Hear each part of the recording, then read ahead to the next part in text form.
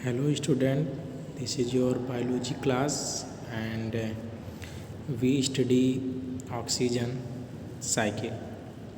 You know the oxygen is very important, क्या most important life supporting gas. हैं? About 21% of the air around us is oxygen. It mean कि हमारे atmosphere में 21% oxygen present होता है. It is also present in water and carbon dioxide. Beside these, oxygen is also present in earth crust as metal oxide, silica oxide, and sulfate, nitrate, and carbonate. It means that 21% atmosphere में तो आपका oxygen present होता ही है. उसके अलावा ये water और carbon dioxide में भी क्या होते हैं, प्रेजेंट होते हैं. इसके अलावा हमारे ऑक्सीजन जो प्रेजेंट होता है हमारे अर्थ का जो क्रस्ट होता है, जो अर्थ का जो लेयर होता है, उस अर्थ के क्रस्ट में भी क्या होता है आपका मेटल ऑक्साइड हो गया, सिलिका ऑक्साइड एंड सल्फेट के रूप में एंड नाइट्रेट के रूप में, कार्बोनेट के रूप में क्या होते हैं, ऑक्सीजन क्या होता है, प्रेजेंट होता है. ठीक है, तो ऑक्सीजन जो होते हैं हमारे एनवायरनमेंट में many forms of this is present in many forms in our atmosphere. ठीक है, oxygen also occur in the form of O3, जिसको हम लोग कहेंगे ozone, in the upper layer of atmosphere. Oxygen जो होता है वो एटमॉस्फेयर के अपर लेयर में नहीं, ओजोन के रूप में क्या होता है, ये प्रेजेंट होता है. ठीक है, oxygen is also present chiefly in organic compound. Chiefly in किसमें, ऑर्गेनिक कंपाउंड. कौन कौन सा ऑर्गेनिक कंपाउंड में, carbonate, protein, fat and nucleic acid. Oxygen और कहाँ प्रेजेंट होता है, ऑक्सीजन मेनली ऑर्गेनिक कंपाउंड, जिसको हम लोग न्यूट्रिएंट बोलते हैं. क्या कहते हैं, न्यूट्रिएंट कहते हैं. उसमें भी आपका कौन कौन से न्यूट्रिएंट में, कार्बोहाइड्रेट, प्रोटीन और फैट, यानी कि carbohydrate, protein, fat and nucleic acid में भी क्या होता है आपका ऑक्सीजन प्रेजेंट होता है. These are our nutrient. You can take that this is in your food material. ठीक है, इसके अलावा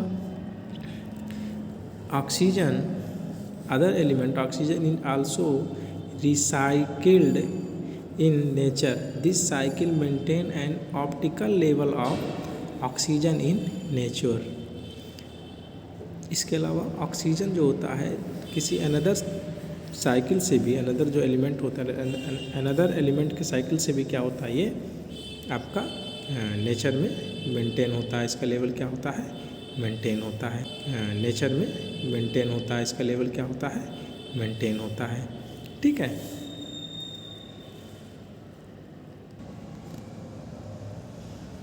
अब हम यहाँ देखेंगे आपका जो ऑक्सीजन साइकिल है. इस ऑक्सीजन साइकिल को मैंने कॉपी में ड्रा किया है, इसको आप ध्यान से समझेंगे. देखिए यहाँ पे जो आपका ये एटमॉस्फेरिक ऑक्सीजन होता है, एटमॉस्फेरिक ऑक्सीजन को जितने भी एनिमल्स होते हैं, ठीक है, जितने भी एनिमल्स होते हैं जैसे कि ह्यूमंस को भी इसमें इंक्लूड कर दिया जाता है, ये रेस्पिरेशन प्रोसेस के द्वारा इसका क्या करते हैं, यूटिलाइज करते हैं. ठीक है, हम लोगों में रेस्पिरेशन प्रोसेस होता है जिसके द्वारा एटमॉस्फेरिक ऑक्सीजन को क्या किया जाता है, यूटिलाइज किया जाता है. ठीक है, और जो भी फूड मटेरियल होता है उस फूड मटेरियल को ऑक्सीजन के प्रेजेंट में, जो कि रेस्पिरेशन प्रोसेस द्वारा हमारे बॉडी में इंटेक होता है, एनर्जी में कन्वर्ट किया जाता है. और जब एनर्जी में हम कन्वर्ट करेंगे तो फूड को ऑक्सीजन के प्रेजेंट में, यानी कि फूड पार्टिकल को ऑक्सीजन के प्रेजेंट में जब ब्रेक किया जाएगा तो उससे क्या रिलीज होता है, यानी कि क्या बनता है, पहले तो एनर्जी बनेगा, दूसरा क्या बनेगा, वाटर बनता है, और सेकंड तो मतलब थर्ड जो बनता है वो होता है आपका कार्बन डाइऑक्साइड बनता है. यहाँ पे जो ये तीर वाला सिंबल दिख रहा है कार्बन डाइऑक्साइड पे, ये तीर का सिंबल हमारे ये शो करता है कि ये जो कार्बन डाइऑक्साइड है ये क्या है, ये गैसीय फॉर्म में है, ठीक है, किसमें है, गैसेस फॉर्म में है, ठीक। तो इन्वायरमेंट का जो ऑक्सीजन होता है उसको रेस्पिरेशन के द्वारा जितने भी एनिमल्स होते हैं उसको एनर्जी में कन्वर्ट करते हैं, फूड पार्टिकल को ब्रेक करते हैं ऑक्सीजन के प्रेजेंट में, ठीक है, और फिर वाटर और कार्बन डाइऑक्साइड गैस को क्या करते हैं, रिलीज करते हैं। वाटर जो हो गया रिलीज करते हैं वो बॉडी में वाटर का फॉर्मेशन होता है, उसको फिर हम लोग एक्सक्रीट कर देते हैं हमारे एक्सक्रीटरी ऑर्गन्स के द्वारा, ठीक है। और जो कार्बन डाइऑक्साइड होता है इसको भी हम लोग रेस्पिरेशन प्रोसेस द्वारा एटमॉस्फेयर में क्या करते हैं, इसको रिलीज कर देते हैं, यानी कार्बन डाइऑक्साइड को किस में रिलीज कर दिए, एटमॉस्फेयर में।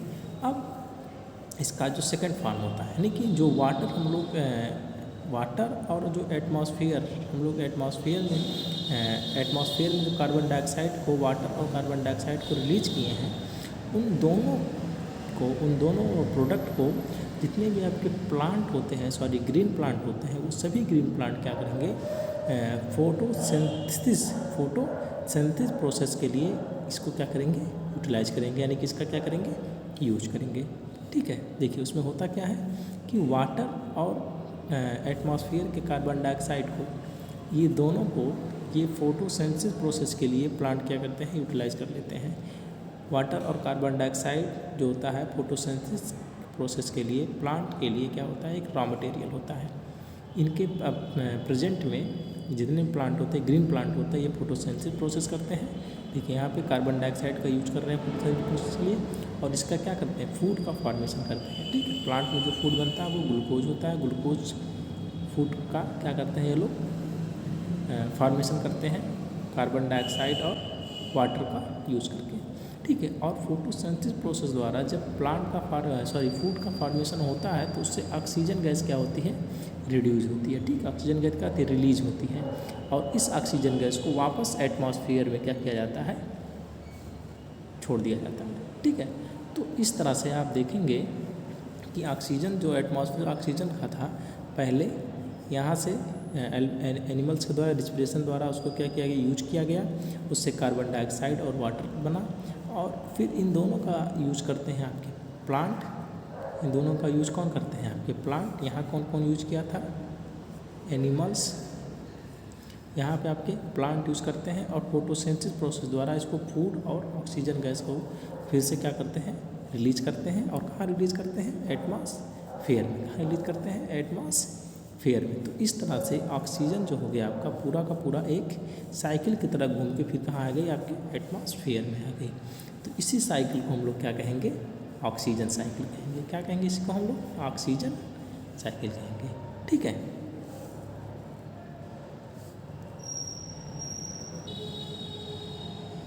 अब जो आपको पढ़ना है वो पढ़ना है इसमें ओजोन लेयर और इसके होल्स, यानी कि ozone layer, what is ozone layer and what is it's, इसमें होल्स किस तरह से हो रहा है, ठीक है, इसके बारे में पढ़ना है। देखिए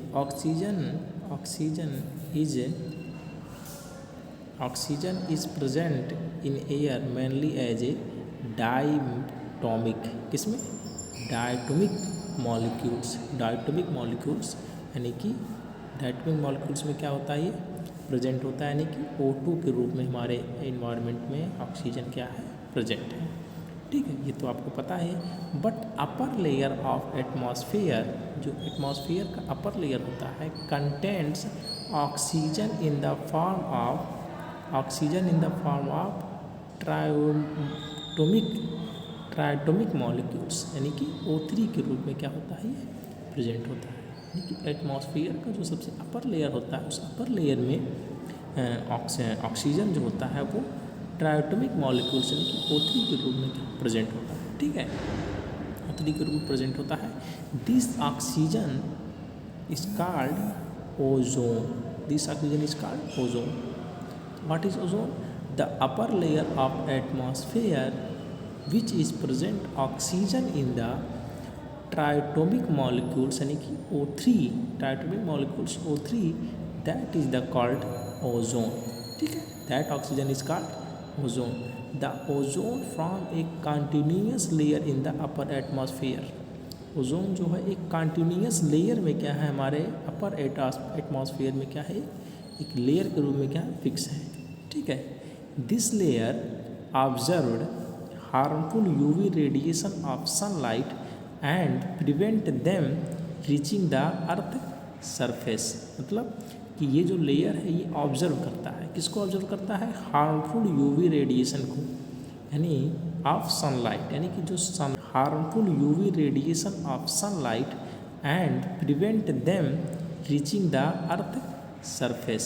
मतलब कि ये जो लेयर है ये ऑब्जर्व करता है, किसको ऑब्जर्व करता है, हार्मफुल यूवी रेडिएशन को, यानी ऑफ सनलाइट, यानी कि जो सनलाइट, यानी कि जो सन का जो लाइट हमारे अर्थ पे रीच होता है और जो अर्थ के सरफेस पे ऑब्जर्व किया जाता है, उस रे से, यानी कि उस लाइट से यूवी रेडिएशन जो होता है, यूवी रेडिएशन यानी कि अल्ट्रा वायलेट रेडिएशन, यानी अल्ट्रा वायलेट रेडिएशन को हिंदी में कहा जाता है पराबैंगनी किरण, या इंग्लिश में कहेंगे आप उसको अल्ट्रा वायलेट रेडिएशन, यानी कि यूवी रे को क्या करते हैं लोग, ऑब्जर्व करते हैं। यूवी रे हमारे लिए, यानी कि जितने भी आपके लिविंग्स के लिए होते हैं, क्या लिविंग्स ऑर्गेनिज्म के लिए क्या होता है, वेरी हार्मफुल होता है।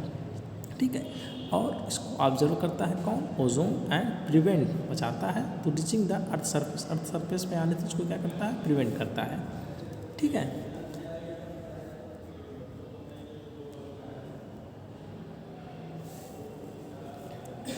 Due to increasing the air pollution के इंक्रीज होने से, more particularly increasing releasing of chlorofluorocarbon, यानी कि आपके एयर पॉल्यूशन में जो भी मेनली एयर पॉल्यूशन गैसेज होती हैं, एयर पोल्यूटेड गैसेज होती है, उसमें जो आपका एक मोस्ट इम्पॉर्टेंट जो गैस है वो है आपका क्लोरोफ्लोरोकार्बन। ये जो क्लोरोफ्लोरोकार्बन जिसको हम लोग CFCS कहते हैं, ये गैस जो होती है ये आपके ओजोन लेयर को क्या कर रही है, डिस्ट्रॉय कर रही है। ठीक है, ओजोन लेयर को क्या कर रही है, डिस्ट्रॉय कर रही है। ठीक है, इससे क्या हो रहा है कि स्मॉल होल्स जो हो रहे हैं आपके क्रिएट हो रहे हैं। ठीक है, स्मॉल होल्स इसके क्या हो रहे हैं, क्रिएट हो रहे हैं। ठीक, CFC गैस जो होती है ये कार्बन कंपाउंड, जिसमें आपके क्लोरीन और fluorine both gases are included. ठीक है, CFC gases is the carbon compound with content both chlorine and fluorine, these are very stable compound. ठीक है, कैसे हैं, स्टेबल कंपाउंड होते हैं, तो produce mainly by refrigerator and AC। ठीक है, ये कहाँ से प्रोड्यूस होते हैं, हमारे जितने भी रेफ्रिजरेटर होते हैं और AC क्या होते हैं, ये प्रोड्यूस होते हैं। ठीक है, तो जो CFC गैस होती है जो कि आपके AC एयर कंडीशनर और रेफ्रिजरेटर जिसको फ्रिज कहते हैं, उससे क्या होती है, प्रोड्यूस होती है। और ये जो गैस है ये किसमें पार्टिसिपेट करती है, एयर पॉल्यूशन में। गैस का क्या नाम है, क्लोरोफ्लोरोकार्बन, यानी कि CFC गैस। ये वेरी हार्मफुल होती है to destroying the ozone layer, ठीक है, the hole formation in ozone layer can be highly dangerous for us. Ozone layer में जो होल का फॉर्मेशन हो रहा है वो हमारे लिए क्या है, वेरी डेंजरस है। The ozone hole was first discovered in 1985 in Antarctica में 1985 में the first discovered the ozone layer, he is very dangerous to us. ठीक है, आज के वीडियो में बस इतना ही, थैंक यू।